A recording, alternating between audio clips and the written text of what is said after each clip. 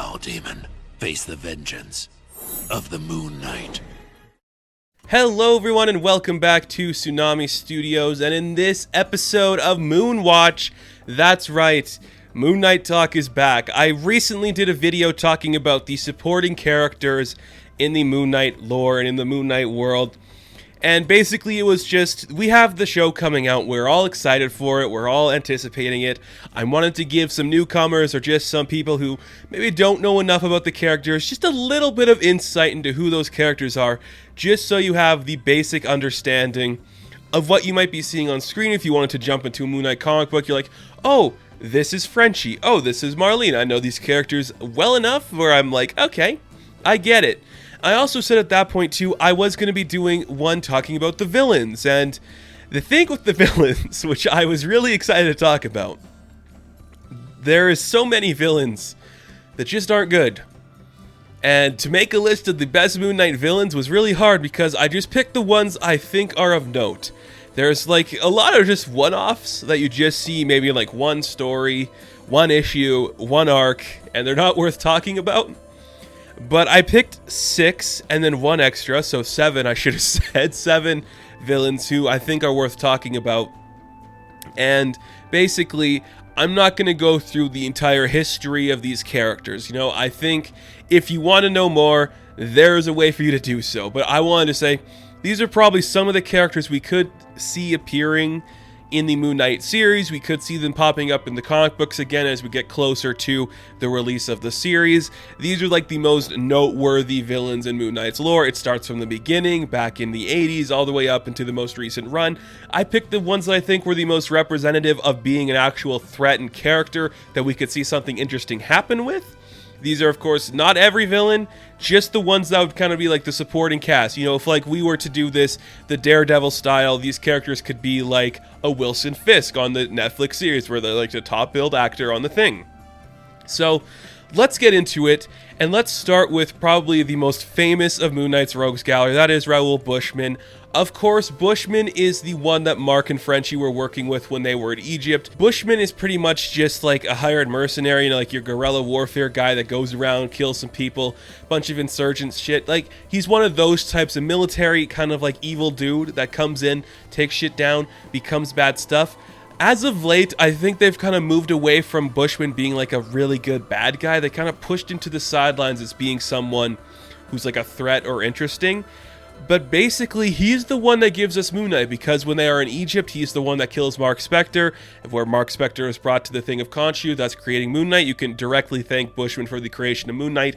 He is the iconic one. He is somebody I think we'll be seeing a lot more of, because he, of course, he's the iconic one, and he's the one that's going to actually get Mark to where he needs to be Moon Knight.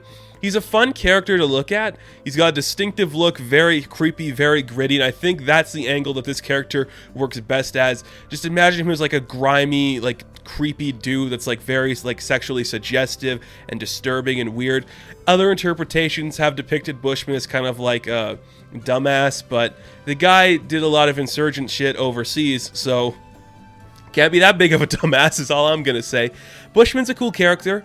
There's not like a bunch of backstory you need to go into for him. He's just like, he's evil, military dude, bad bloke, kills Mark, Moon Knight's born, arch nemesis. That's pretty much it when it comes to Bushman. Like, there's not a lot to that character, but what there is a great design, an iconic villain, and something that he can fight against. Now, talking about iconic villains, it wouldn't be fair not to bring up this character, and I know there's a lot of people that could be like, is this really a Moon Knight villain? Well, I would consider it one.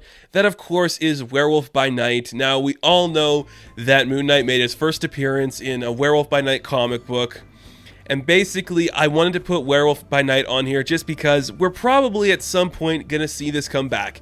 I happen to consider Werewolf by Night, that idea, even just like a generic werewolf type, to not really be a true to force Moon Knight villain. I think it's an iconic one. People think about it, and the werewolf premise has appeared in various incarnations of a Moon Knight comic book, but to me, Bushman is over the werewolf concept. I think, though, it makes sense. They're both intrinsically connected to the idea of the moon, like a full moon bringing about a werewolf, Mark Spector worshipping a moon god. That is basically what connects those two. Of course, the first appearance of Moon Knight also does that. And I think it's an important thing. So you could either go down the rabbit hole of whatever Werewolf by Night you want to talk about in whatever series or other comic book you want to do. The iconic one I do think is Jack Russell. That's probably the one a lot of people know. We could probably set up an interesting backstory of him being connected to Mark, but pretty much it's just, here's a werewolf, he's going to fight a werewolf. It's like a conflict we've seen in various iterations of the book that these two have fought before. Mark and a werewolf, or Mark and Jack Russell. They have that connection. That is pretty much it with them.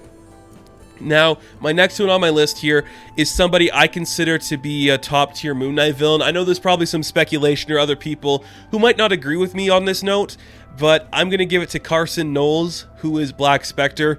And basically, my idea of Black Spectre is you can look at this character as like the opposite of Moon Knight.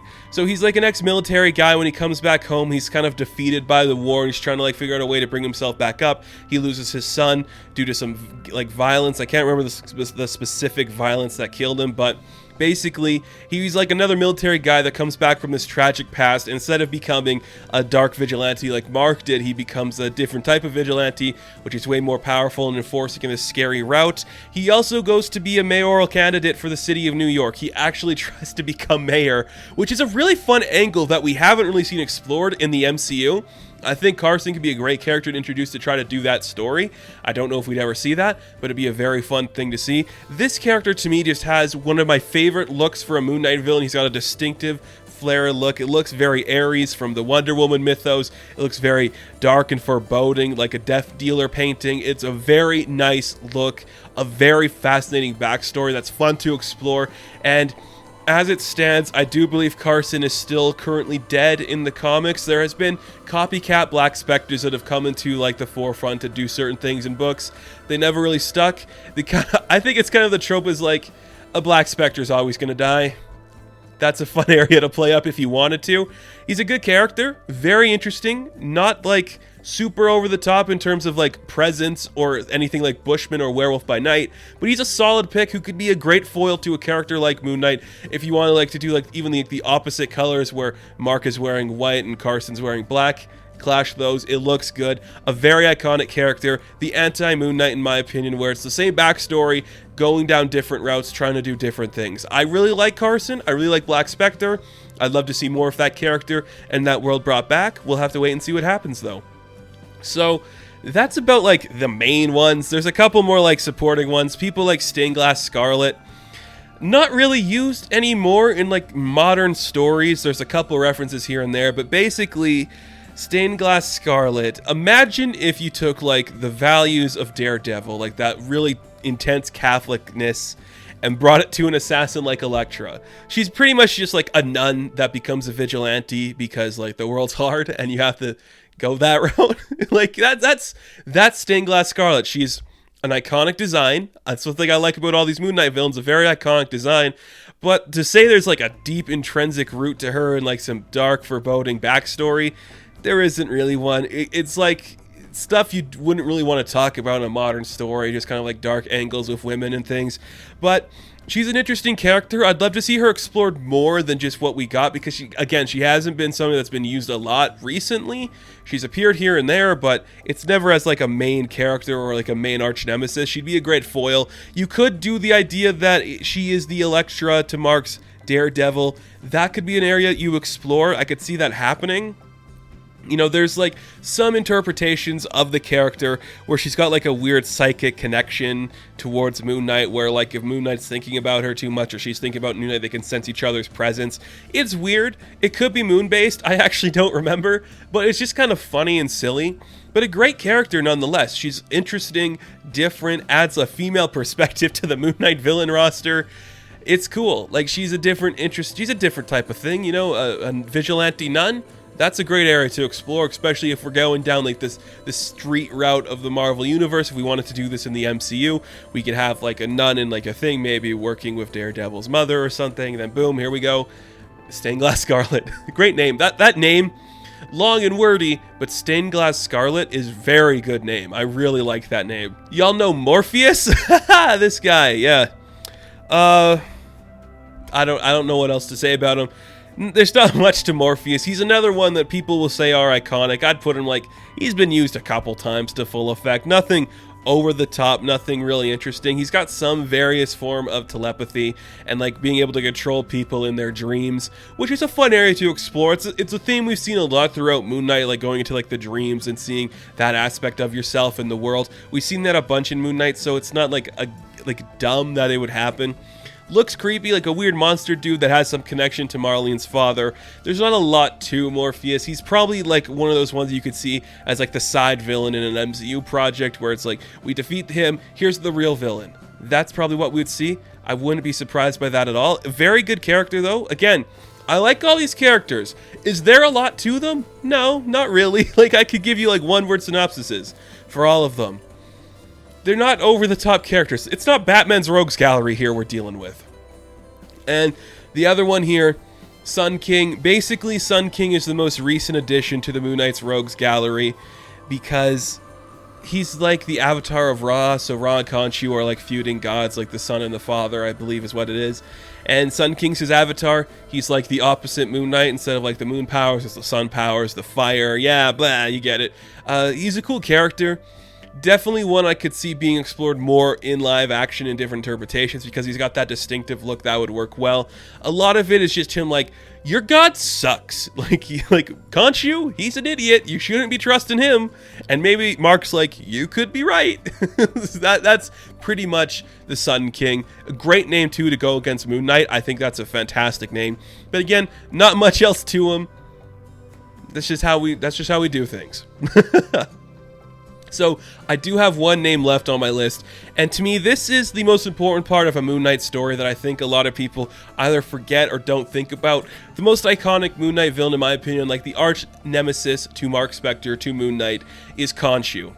Khonshu should always be written or be considered to be like this evil presence that is controlling and manipulating Mark into doing his bidding. He's not a good guy. We're not seeing this great interpretation of a god controlling this man. We are seeing him like breaking him emotionally, spiritually, physically into doing his bidding and literally controlling Mark's brain to the point where he's like infected with this disease of believing in this being. And you're like, that is a dark and creepy angle that I like to explore. I think is a great area to explore when it comes to Moon Knight stories. That's one of my favorite things to see with that character.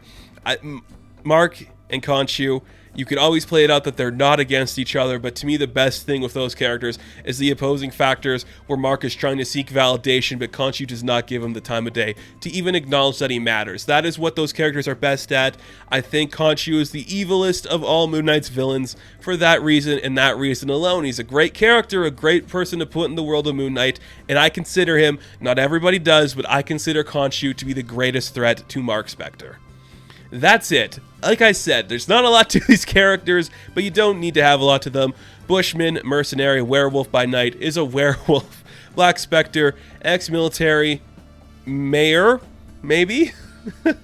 Stained Glass Scarlet, nun, vigilante nun, yeah. Morpheus, dreams, you get it. You've read Sandman. Khonshu, evil god, Sun King, Ra is Avatar. That's about it. Like, that's the characters. That's all you need to know about them. There's not much to it, but that is my list there. I hope you guys enjoyed it. If you have any thoughts on these characters, please let me know. If there's anybody you feel I've missed, please let me know too. I was thinking like Count Nefaria. Nah. Taskmaster. Nah, they're not really worth it.